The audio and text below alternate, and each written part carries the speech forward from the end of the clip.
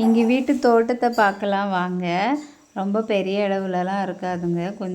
கொஞ்சமாக தான் வச்சுருப்பேன். ஆனாலும் அது நிறைய பேருக்கு வந்து இந்த செடிகளெல்லாம் ரசிக்கிறதெல்லாம் ரொம்ப பிடிக்கும். வாங்க எப்படி வச்சுருக்கேன் அப்படின்னு பார்க்கலாம். இது எங்கள் வீட்டு முன்னாடி வாசலில் தான் நான் இந்த செம்பருத்தி வச்சுருக்கேன். இது நான் விலைக்கு தான் வாங்கி வச்சுருக்கேன். அப்புறமா வந்து இது வந்து ஒரு முள்ளு செடியில் பூக்கிற அந்த வெயில் பட்டால் அந்த பூ பூக்கும். இந்த மரம் வந்து இது ரொம்ப பெரிய மரமாக வரும். ஆனால் எனக்கு வைக்கிறதுக்கு இடம் இல்லாமல் நான் வந்து இப்படி வச்சுருக்கேன். இனி அதுக்கு ஒரு இடம் பார்த்து சரியாக வைக்கணுங்க. இது வந்து ஜாதி மல்லி செடி தான். அதுவும் இதில் நிற்கிது. நல்லா பூக்கும். இப்போ தான் பூக்க ஆரம்பிச்சிருக்கு. அந்த செம்பருத்தி வந்து எல்லாருமே கேட்பாங்கங்க, இது நீங்கள் கம்பு வச்சு வந்ததா அப்படின்னு கேட்பாங்க. ஏன்னா அவங்களுக்கு அதை பார்த்தோன்னே நமக்கு ஒரு கம்பு தரமாட்டாங்களா அப்படின்னு சொல்லி ஒரு ஆசை. எல்லாருமே திறந்து கேட்ட வரை செஞ்சுட்டாங்க. குட்டி செடியாக இருக்குது, அதை எப்படிங்க கொடுக்கறதுக்கு? கொஞ்சம் பெரிய செடியாக வந்தால் தான் கொடுக்க முடியும். அதனால் சரி வெயிட் பண்ணுங்கள் அப்படின்னு சொல்லியிருக்கேன். அப்புறமா இது வந்து இந்த பெட்ரோல் பல்க்லலாம் நிற்கும்போது எனக்கு இது பார்க்க ரொம்ப பிடிக்கும். ஆனால் எங்கள் வீட்டில் இது ஒரு செடி தான் நிற்கிது. இந்த ஒரு செடியிலேருந்து நான் இதோட கிளைகள்லாம் எடுத்து நிறைய நான் வைக்க ஆரம்பிச்சிருக்கேன். அது நிறையா வந்தால் தானே பார்க்க ரொம்ப நல்லாயிருக்கும்.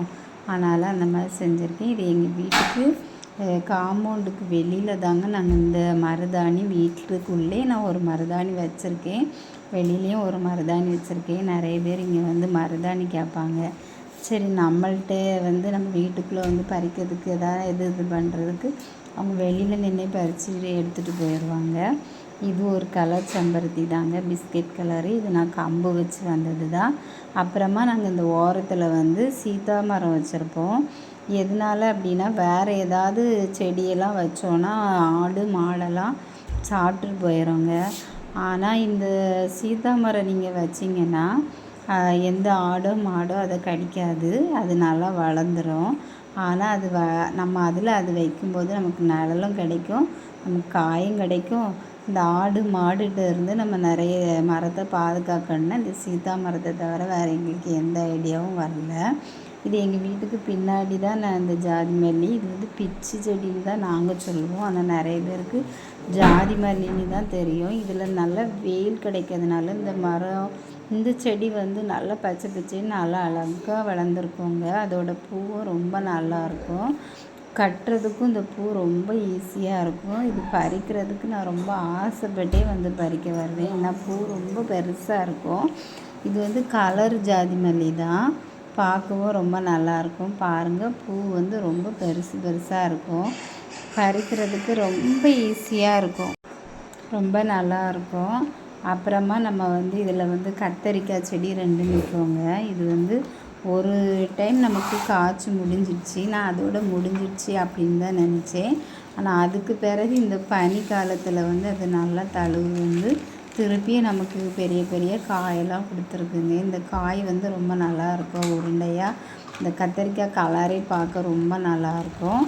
எங்கள் ஊரில் வந்து வெள்ளை கத்தரிக்காய் தான் அதிகமாக கிடைக்கும். அதனால தான் நான் இந்த கத்தரிக்காய் வாங்கி விதை போட்டேன். இது விதை போட்டு முளைச்சி வந்தது தான். தேவைக்கு நம்ம பறிச்சிக்கலாம் அப்படின்னு சொல்லி நான் போட்டிருக்கேன். அப்புறமா இது சீனி கிழங்கோட பூ தாங்க.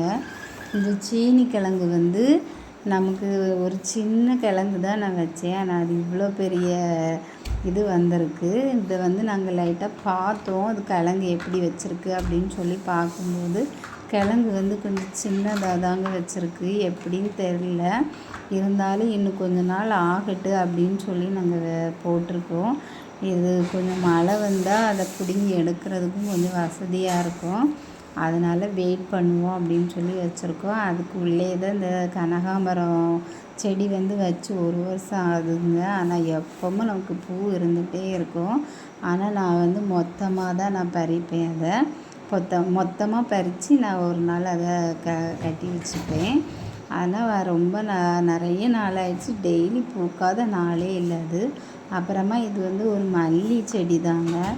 நான் சும்மா போகும்போது இது என்னமோ அப்படின்னு சொல்லிட்டு போயிட்டேன். ஒரு நாள் கிட்ட வந்து பார்க்கும்போது தான் அதுக்குள்ளே வந்து இந்த சிட்டுக்குருவி வந்து முட்டை போட்டு வச்சுருக்குங்க. இதில் 5 முட்டை போட்டு வச்சுருக்கு. நம்ம வந்து குஞ்சு பொரிச்ச உடனே நம்ம எப்படி பொரிச்சிருக்குன்னு சொல்லி பார்க்கலாம். நான் ஒரு டைம் உங்களுக்கு வீடியோ எடுத்து காட்டுறேன். இது எங்கள் வீட்டுக்கு உள்ள இன்னொரு இடத்துல தானே இந்த தொட்டியில் இருந்தது. அழகு செடி தான் இது. அவ்வளோவுமே அழகு செடி தான் வச்சுருக்கேன். கொஞ்சம் அதை பராமரிக்காமல் சரியாக கொஞ்சம் இதாக இல்லாமல் இருந்த மாதிரி இருக்குது. அதுக்கு கொஞ்சம் வேலை பார்க்கணும். இருந்தாலும் சரி உங்கள்கிட்டலாம் காட்டுவோமேன்னு சொல்லி நான் அதை வீடியோ எடுத்துட்டேன். இது என் பையன்தான் ஒரு சின்ன வயதில் மீன் போட்டு வச்சுருக்கான். வாங்க அப்படியே நம்ம மாடிக்கு போகலாம். இது வந்து கீழே தான் நிற்கிது இந்த மரம். ஆனால் ரொம்ப பெருசாக மாடிக்கு வந்துச்சு. நமக்கு பறிக்கிறதுக்கு ரொம்ப வசதியாக இருக்கும். அப்படியே நம்ம கீழே பார்த்த கொய்யா மரம் தான். இந்த கொய்யா மரம் வந்து நாங்கள் வந்து விதை போட்டு முளைக்க வச்சது தாங்க. நாங்கள் ஒரு கொய்யாப்பழம் வாங்கி சாப்பிட்டு அதோட டேஸ்ட் நல்லா இருந்து அப்படிங்கிறதுனால அந்த விதை போட்டு முளைச்சி வந்தது தான் இந்த கொய்யா மரம். இதுவும் எல்லாமே மாடி வரைக்கும் வந்துச்சு. நமக்கு கொய்யா பறிக்கிறதுக்கு ரொம்ப வசதியாக இருக்கும். இது வந்து குருவி, அணில் இதெல்லாம் பழுக்கிறதுக்கு முன்னாடி கடிச்சிருவாங்க. இன்றைக்கி கொஞ்சம் கடிச்சிட்டு தான் போட்டிருக்காங்க. நம்ம பறிக்க வந்துட்டோம். இந்த கொய்யா ரொம்ப நல்லாயிருக்கும். எங்கள் வீடியோ பிடிச்சிருந்தா லைக் பண்ணுங்கள், ஷேர் பண்ணுங்கள், சப்ஸ்கிரைப் பண்ணுங்கள். அடுத்த வீடியோவில் நம்ம மீண்டும் பார்க்கலாம் நம்மளோட செடியை. கொய்யா வந்து ரொம்ப நல்லாயிருக்கும். சிவப்பு கொய்யா தாங்க.